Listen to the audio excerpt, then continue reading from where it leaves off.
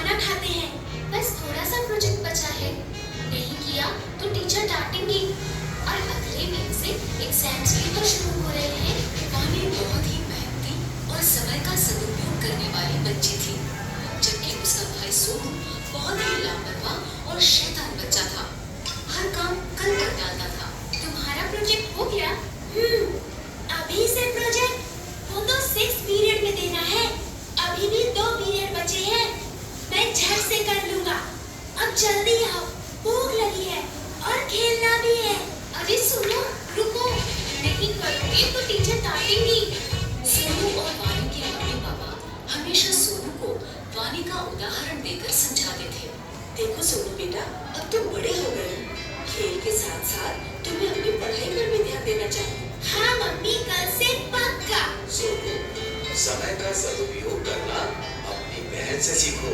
देखो, समय से पढ़ती है, समय से खेलती है, आज का काम कल पर कभी नहीं टालती। अब देखना, मैं भी कल से पक्का ऐसा ही करूँगा। अभी जाओ खेलने, प्लीज। सोनू की लापरवाही दिन पर दिन बढ़ती ही जा रही थी और आखिरकार एग्जाम्स के दिन भी नजदीक आ ही गए। सोनू वानी की परीक्षा में अब केवल 2 दिन बाकी थे। बच्चों, अगले सोमवार से तो तुम दोनों की परीक्षाएं शुरू हो रही है ना?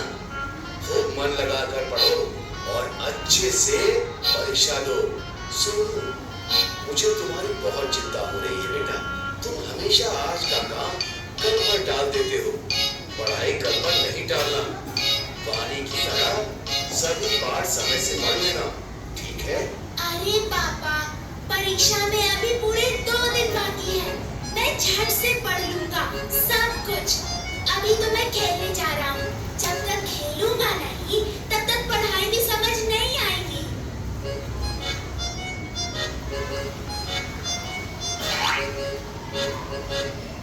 अरे वानी, देखो ना, कितना सुहाना मौसम हो रहा है। आओ ना, थोड़ी देर खेल लेते हैं। पढ़ाई तो बाद में भी कर सकते हैं, झट से सब हो जाएगा। हाँ, मौसम तो सुहाना है, लेकिन मुझे मेरा पाठ पूरा करना है। कल परीक्षा है। इस मौसम में तो खेलने का मजा ही कुछ और है। तुम पढ़ती रहो, मैं तो चला खेलने।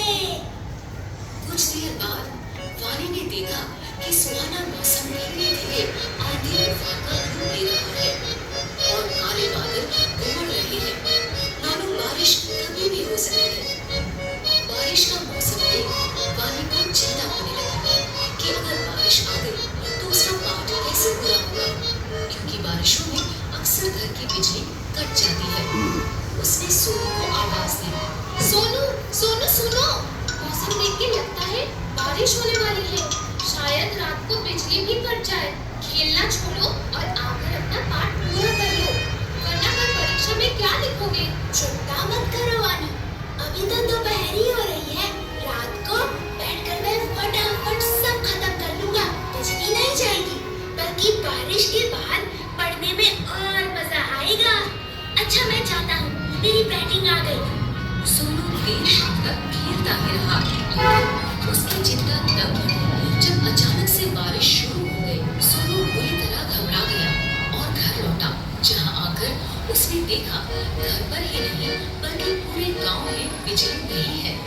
ये देखकर सोनू जोर से रोने लगा। कल परीक्षा में मेरा क्या होगा? मैंने तो एक बार भी नहीं पढ़ा और अब तो बिजली भी नहीं है। मैं तो फेल हो जाऊंगा। मैंने कहा था ना, अपना पाठ समय से पढ़ लो। मैंने तुम्हें 1 हफ्ते पहले ही कह दिया था कि समय पर पढ़ाई कर लेना, लेकिन तुम्हें कभी कुछ समझ में नहीं आता। अब बोलो। सॉरी पापा, अब मैं क्या करूं? काश मैंने सही समय पर ही अपने पाठ पढ़ लिए होते। उसे समझ आ गया था कि उसकी लापरवाही के कारण उसके पास अब पढ़ने का समय बचा ही नहीं। रोने से अब कुछ नहीं होगा। अब समझ आया कि सब तुम्हें क्यों समझाते थे। अब रोना बंद करो और चलो मेरे साथ। मैंने अपनी पढ़ाई समय पर ही पूरी कर ली थी। मैं तुम्हें चलो। अगले दिन दोनों बच्चे खुशी खुशी परीक्षा देने गए। जो समय का करे सम्मान, भविष्य में हम कहलाए महान।